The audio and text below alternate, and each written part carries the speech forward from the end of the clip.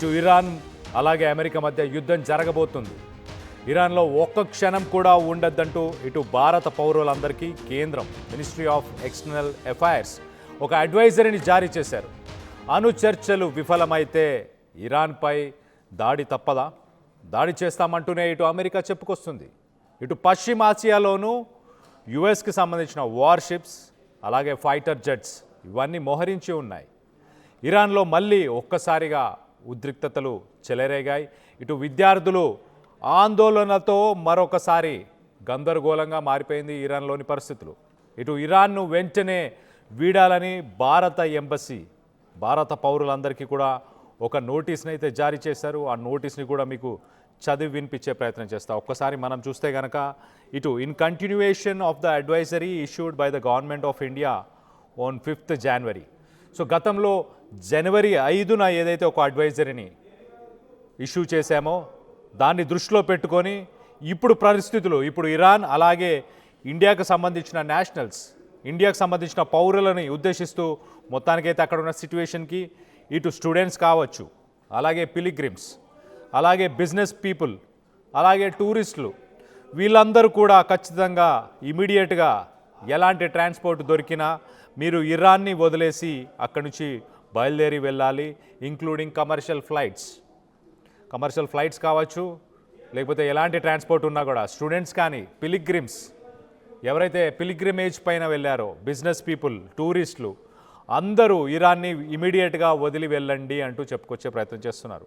అలాగే మూడో పాయింట్ ఒకసారి మనం మీకు సెకండ్ పాయింట్ చెప్పే ప్రయత్నం చేస్తాం. ఒకసారి ఇది ఫస్ట్ పాయింట్. సెకండ్ పాయింట్ ఒకసారి చూస్తే జనవరి 14న ఏదైతే అడ్వైజరీని రిలీజ్ చేశామో గతంలో ఇండియన్ సిటిజన్స్ని ఉద్దేశించి గతంలో మినిస్ట్రీ ఆఫ్ ఎక్స్టర్నల్ అఫైర్స్ అలాగే ఇండియన్ ఎంబసీ మీరు ఇలాంటి ప్రొటెస్ట్ విజువల్లో మనం చూస్తున్నాం కదా, అక్కడ ఇరాన్కి సంబంధించిన స్టూడెంట్స్ కానీ పౌరులు కానీ ప్రొటెస్ట్లు ఏవైతే చేస్తున్నారో ఆ ప్రొటెస్టుల్లో మీరు పాల్గొనకండి, ప్రొటెస్టులు జరిగే ఏరియాస్కి కూడా వెళ్ళొద్దు అంటూ గతంలో జనవరి 14న ఒక సర్క్యులర్ అయితే ఇటు ఇండియన్ ఎంబసీ ఇష్యూ చేసింది.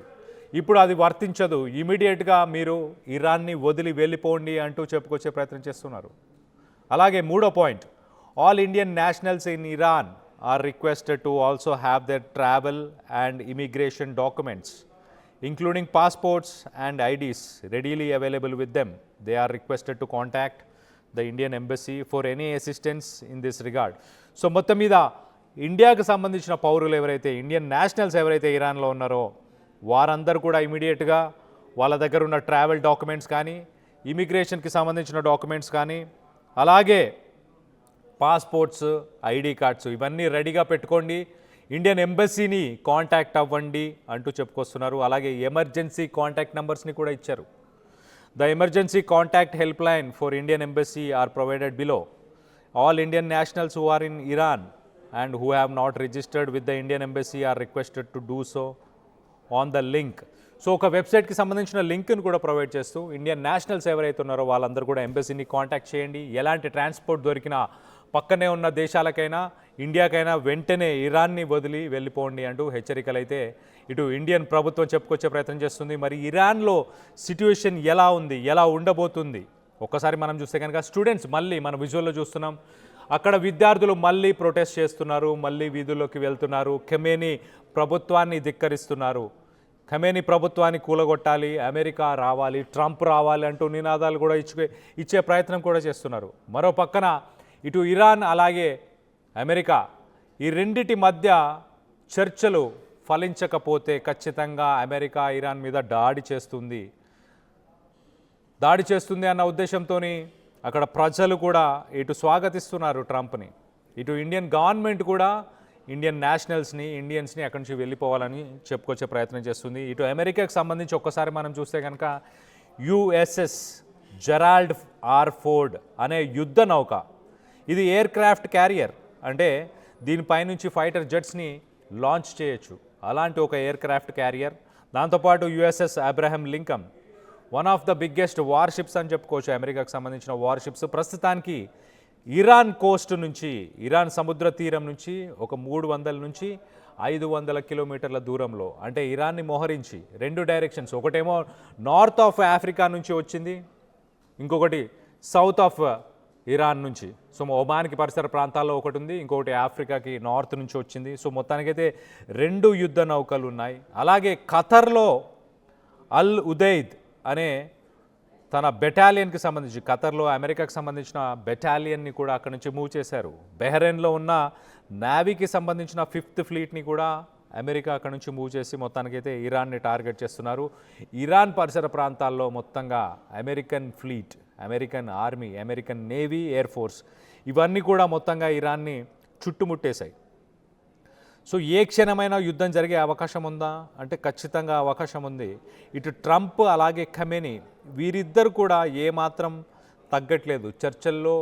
ఇటు న్యూక్లియర్ ప్రోగ్రామ్కి సంబంధించి ఇరాన్ న్యూక్లియర్ ప్రోగ్రామ్ని తగ్గించుకోవాలంటూ అమెరికా తెచ్చిన కండిషన్స్కి ఇటు ఇరాన్ ఒప్పుకోవట్లేదు. యురేనియం వాడకం కావచ్చు, న్యూక్లియర్ ప్రోగ్రామ్ కావచ్చు, అలాగే ఐసీబీఎమ్స్, ఇంటర్ కాంటినెంటల్ బెలిస్టిక్ మిసైల్స్, ఐసీబీఎమ్స్ రేంజ్ని కూడా తగ్గించుకోవాలంటూ అమెరికా డిమాండ్ చేస్తుంది. అలాగే ఆయిల్ ట్రేడ్కి సంబంధించి కూడా కొన్ని కండిషన్స్ని పెట్టే ప్రయత్నం అమెరికా చేస్తుంది. వాటికి ప్రస్తుతానికి ఇరాన్ తలొగ్గే పరిస్థితుల్లో లేనట్టు చాలా క్లియర్గా తెలుస్తుంది. దీనివల్ల రానున్న రోజుల్లో ట్రంప్ మరి ఇరాన్ని అటాక్ చేయబోతున్నాడా? ఒకసారి వాటిని పరిశీలించే ప్రయత్నం చేద్దాం. మనం ఒకసారి చూస్తే కనుక ఫిబ్రవరి 25న చర్చలు, న్యూక్లియర్ డీల్కి సంబంధించిన చర్చలు జరగబోతున్నాయి. నెక్స్ట్ రౌండ్ అని చెప్పుకోవచ్చు. మొత్తానికైతే ఇటు డొనాల్డ్ ట్రంప్ అలాగే Iran supreme leader Ayatollah Ali Khamenei వీరిద్దరి మధ్య గతంలో కూడా ఈ న్యూక్లియర్ డీల్కి సంబంధించి కొన్ని పరస్పర వాదనలు విన్నాం. మనం యుద్ధానికి సిద్ధంగా ఉన్నామంటూ ఇరు వర్గాలు, ఇటు ట్రంప్ అలాగే ఖమేనీ చెప్పుకొచ్చే ప్రయత్నం చేశారు. ఇటు అమెరికా మిలిటరీ ప్రజెన్స్ ఒక్కసారి మనం చూస్తే అమెరికాకు సంబంధించిన మిలిటరీ ప్రజెన్స్ ఇటు ఒమాన్ చుట్టూ అలాగే ఇటు ఇరాన్ చుట్టూ ఉన్నాయి. మొత్తం మీద ఏ క్షణమైనా డొనాల్డ్ ట్రంప్ చర్చలు కనుక ఫలించకపోతే పరోక్షంగా అంటే పార్షల్గా అయినా, పార్షల్ లిమిటెడ్ స్ట్రైక్ అయినా, అంటే లిమిటెడ్ స్ట్రైక్ అయినా ఇరాన్ మీద ఉండబోతుందంటూ ఇటు అనలిస్టులు అయితే చెప్పుకొస్తున్నారు. తెహ్రాన్ ఒకవేళ ఈ న్యూక్లియర్ డీల్ కనుక ఫెయిల్ అవుతే కనుక ఖచ్చితంగా వార్కి వెళ్ళబోతున్నారా? గతంలో మనం చూసాం ఇటు ఇరాన్ అమెరికాకు సంబంధించిన యుద్ధ నౌకలను టార్గెట్ చేస్తూ ఇరాన్ కొన్ని డ్రోన్స్తో అటాక్ చేసే ప్రయత్నం కూడా చేసింది. దాన్ని అమెరికా తిప్పికొట్టింది. కానీ ఇప్పుడు రానున్న రోజుల్లో ఏం జరగబోతుంది? ఏ క్షణమైనా వార్కి వెళ్ళే అవకాశం ఉందా? మరో పక్కన ఇరాన్ ఒక షాడో ఫ్లీట్ని రన్ చేస్తూ ఇటు చైనాకి ఆయిల్ని సప్లై చేస్తుంది. ఇలాంటి పరిస్థితిలో ఇరాన్ని కాపాడడానికి, ఇరాన్కి అడ్డుగా ఉండడానికి, ఇరాన్కి హెల్ప్ చేయడానికి చైనా ఏమైనా ముందుకొచ్చే అవకాశం ఉందా? ఇటు చైనా కొనుగోలు చేస్తున్న ఆయిల్, ప్రపంచం మొత్తంలో కొనుగోలు చేస్తున్న ఆయిల్లో దాదాపు 70 నుంచి 80% ఇరాన్ నుంచే కొనుగోలు చేస్తుంది. మరి అలాంటి ఇరాన్ మీద ఇటు 80% ఆయిల్ని కొనుగోలు చేస్తూ ఇరాన్కి రిటర్న్గా డబ్బులు ఇవ్వట్లేదు, యువాన్ ఇవ్వట్లేదు. ఇరాన్కి రిటర్న్గా చైనా ఇన్ఫ్రాస్ట్రక్చర్ని ఇస్తుంది. రైల్వేస్ కావచ్చు, రోడ్వేస్ కావచ్చు, ఇలాంటి ఇన్ఫ్రాస్ట్రక్చర్. అలాగే బెల్ట్ రోడ్, సిల్క్ రోడ్కి సంబంధించి బెల్ట్ రోడ్ ఈ స్కీమ్ని ప్రస్తుతానికి ఇరాన్ గుండా తీసుకెళ్లే ప్రయత్నం చేస్తుంది. సో ఇన్ఫ్రాస్ట్రక్చర్ని ఇస్తుంది. సో చైనాకు సంబంధించిన కొన్ని బిలియన్స్ ఆఫ్ డాలర్స్ ఇన్వెస్ట్మెంట్స్ ప్రస్తుతానికి ఇరాన్లో ఉన్నాయి. మరి వాటిని కాపాడుకునే ప్రయత్నం చైనా చేస్తుందా? చైనా అమెరికాకి ఎగనెస్ట్గా ఇరాన్ని ప్రొటెక్ట్ చేసే అవకాశం ఉందా లేదా అన్న దానిపై ప్రస్తుతానికి ప్రశ్నలు తలెత్తుతున్నాయి. ఇటు మొత్తం మీద అమెరికా మాత్రం చైనా సపోర్ట్ చేసినా, సపోర్ట్ చేయకున్నా, అడ్డుపడినా, ఎలాంటి పరిస్థితులైనా అమెరికా యుద్ధానికి సిద్ధమంటూ తన అమెరికన్ ఫ్లీట్ని, అమెరికన్ ఫోర్స్ని, అమెరికన్ ఆర్మీని, నేవీని, అలాగే అమెరికన్ ఎయిర్ ఫోర్స్ని వీటన్నిటిని కూడా ప్రస్తుతానికి ఇరాన్ చుట్టుముట్టేశాయి. ఏ క్షణమైనా యుద్ధం జరిగే అవకాశం ఉంది అంటూ ఖచ్చితంగా ఇటు ministry of external affairs, Indian ministry of external affairs కూడా చెప్పుకొచ్చే ప్రయత్నం చేస్తుంది. ఇరాన్లో దాదాపు ఒక 10,000 మంది ఇండియన్ నేషనల్స్ ఉన్నారు. అక్కడ యూనివర్సిటీస్లో చదువుకునే స్టూడెంట్స్ కావచ్చు, టూరిజం మీద వెళ్ళిన వ్యక్తులు కావచ్చు, అక్కడ ఇరాన్లో బిజినెస్ చేస్తున్న ఇండియన్ నేషనల్స్ కావచ్చు, అలాగే కొంతమంది పిలిగ్రిమేజ్ కోసం ఇరాన్కి వెళ్ళిన వ్యక్తులు కావచ్చు. మొత్తంగా ఒక 10,000కు పైగా ఇండియన్స్ ఉన్నారు. వాళ్ళందరినీ ఇమీడియట్గా ఎలాంటి ట్రాన్స్పోర్ట్ దొరికినా కూడా ఇమీడియట్గా అక్కడి నుంచి బయలుదేరి ఇండియాకి వచ్చేయండి అంటూ చెప్పుకొచ్చే ప్రయత్నం చేస్తున్నారు. మొదటగా ఇరాన్ని వదిలి వెళ్ళిపోండి ఇమీడియట్గా, ఎంత తొందరగా కుదిరితే అంత తొందరగా ఇరాన్ని వదిలేసి వెళ్ళిపోండి అంటూ చెప్పుకొచ్చే ప్రయత్నం చేస్తున్నారు. సో మొత్తం మీద ఇండియన్ ఎక్స్టర్నల్ అఫైర్స్ కూడా, ఆ మినిస్ట్రీ కూడా చెప్పుకొచ్చే ప్రయత్నం చేస్తుంది. ఏ క్షణమైనా మరి యుద్ధానికి సిద్ధం, యుద్ధం జరిగే అవకాశం ఉన్నదానికి ఇండియన్ ఎక్స్టర్నల్ అఫైర్స్ ఇచ్చిన ఈ నోటీస్, ఈ సర్క్యులర్ ఒక మెసేజ్ అనుకోవాలా, ఒక ఇంటెలిజెన్స్ రిపోర్ట్ అనుకోవాలా. ఇండియన్స్ని వెళ్ళిపోమంటున్నారు అంటే ఖచ్చితంగా ఇరాన్, అమెరికా రెండు యుద్ధానికి వెళ్ళబోతున్నాయా? ఒకవేళ యుద్ధానికి వెళ్తే దానివల్ల ప్రపంచ దేశాలు ఎంత నష్టపోయే అవకాశం ఉంది? మనం ఒక్కసారి చూస్తే కనుక ఇరాన్ తన పక్కనే ఉన్న స్ట్రైట్ ఆఫ్ హార్మజ్, ఆ స్ట్రైట్ ఆఫ్ హార్మజ్ అని చెప్పేసి సీ రూట్, ఆ ఓడల్కి, ఆయిల్ ట్యాంకర్స్కి సంబంధించిన సీ రూట్, ఆయిల్ షిప్స్కి సంబంధించిన సీ రూట్ని ఇమీడియట్గా బ్లాక్ చేస్తుంది. ఒకవేళ ఆ సీ రూట్ని బ్లాక్ చేస్తే ప్రపంచానికి వెళ్ళే 20-30% ఆయిల్, 20-30% ఫ్యూయల్, పెట్రోల్ కావచ్చు, డీజిల్ కావచ్చు, ఒక్కసారిగా ఇవన్నీ కూడా స్తంభించిపోయే అవకాశం ఉంది. సో ఇంటర్నేషనల్ మార్కెట్లో ఫ్యూయల్ ప్రైజెస్, బ్యారెల్, ఆయిల్కి సంబంధించిన బ్యారెల్ ప్రైజెస్ ఒక్కసారిగా ఆకాశాన్ని అంటే అవకాశం ఉంది. దాని తరువాత ఇమీడియట్గా ఆయిల్ ప్రైజెస్ ఒక్కసారి ఫ్లక్చువేట్ అవుతే స్టాక్ మార్కెట్స్, నిత్యావసరాల ధరలు ఇవన్నీ కూడా ఆకాశాన్ని అంటే అవకాశాలు ఉన్నాయి. సో మొత్తం మీద మరొక యుద్ధానికి దారి తీయబోతుందా? చర్చలు ఫలించబోతున్నాయా?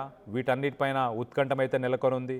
దీనికి సంబంధించి మీరేమనుకుంటున్నారు? మీ అభిప్రాయాలను కింద కామెంట్ రూపంలో తెలియపరచండి.